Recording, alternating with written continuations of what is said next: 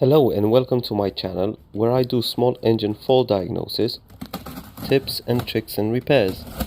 I cover a range of products from garden trimmers, chainsaws, lawnmowers, air compressors, pressure washers and even generators, mainly specialized in Parker brand range of products. If you like this sort of content, let me know in the comments what kind of video you want to see next.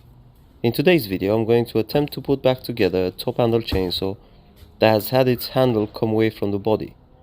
The customer that sent this in described that the issue happened when whilst cutting, the chainsaw got snagged and in attempts to pull it away, the mounts came apart.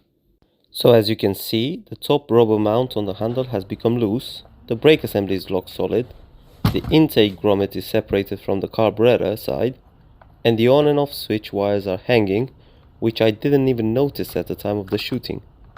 In any case, I start by taking the air filter cover off, then the brake assembly. These chainsaws have a securing hex screw on the lower side of the body, unlike most models that have their brake held in place with just a brake nut. Next up, I undo the top handle mount screw and inspect the area closely, as I don't want any surprises when it comes to putting it back together. I also make sure that the fuel tank breather bung that sits right under the handle's housing is still intact and does not need replacing.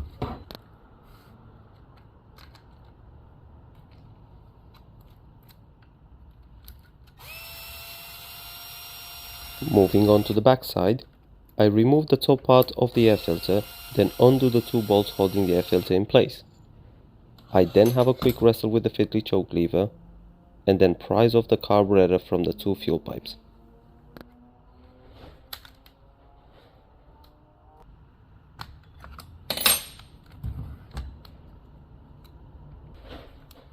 Before this comes off completely though, the top plastic cover from the handle has to come away so that the throttle wire and carburetor get separated with less effort.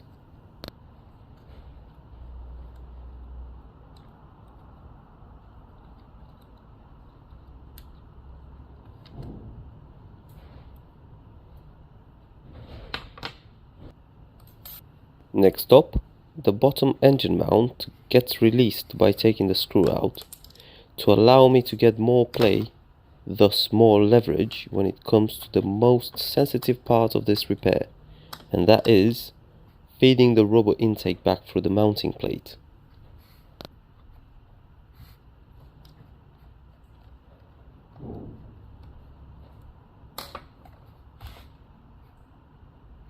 Now if you ever attempt a similar repair, for this part you will need a steady hand, and using a big flathead screwdriver and a set of pliers, try and work your way around the intake gently without damaging it, else a higher air intake when the chainsaw gets used will most likely result in the engine either not starting, or if it does, it could cause scoring on the piston head.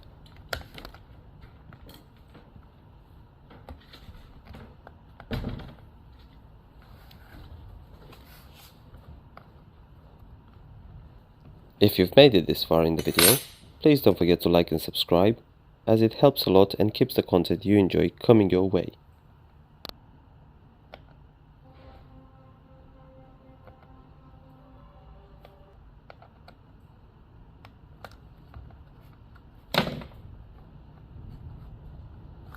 Okay, it looks like I made it. Now it's time to secure the lower engine mount back on. Then I use my flathead to feed the top handle rubber mount back through, secure with the screw, and make sure the whole assembly looks solid and can withstand handling and normal applied pressure.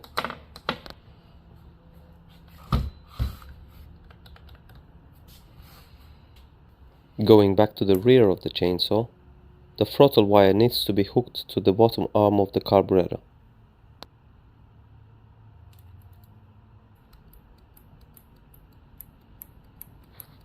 Then it's just a matter of aligning the wire with the throttle assembly and the carburetor with the two fuel pipes. I'm making sure it fits nice and flush before I move on.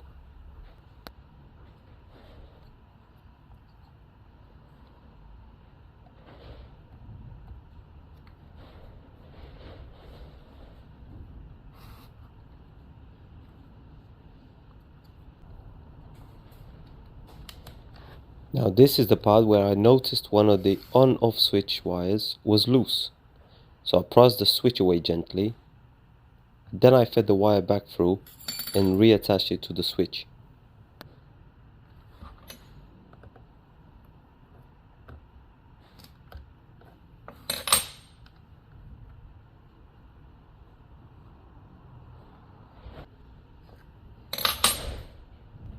I also used the long nose pliers to add extra crimping pressure to the two connectors so that I made sure it doesn't easily pop back off.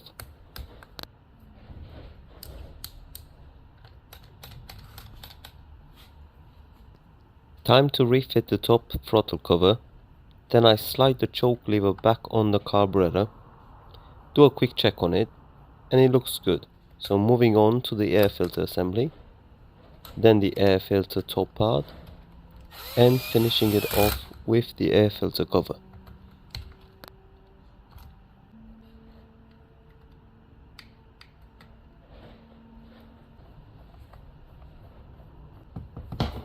At this point, I'm so glad this took such a short time to fix, and I'm eager to get it fueled and tested. And I jumped the gun as always. Pressing the priming bubble did not seem to get any fuel through, so I removed the center plate from the body and exposed the fuel pipes. Also exposed that wire that was disconnected from the on and off switch earlier. The other end of this wire was completely separated from the metal clip that's held in place on the body. The easiest fix for this, if you have enough of a length of wire left, is to simply lift the hex screw a tiny bit, then place the wire under it and then screw it back on. Which is what I did for the time being, just to try and get this tested sooner. As for the fuel pipe, it was just a case of pushing it back onto the priming bubble whilst looking out for any other leaks. With all this sorted, surely this was the time to try and get this chainsaw started.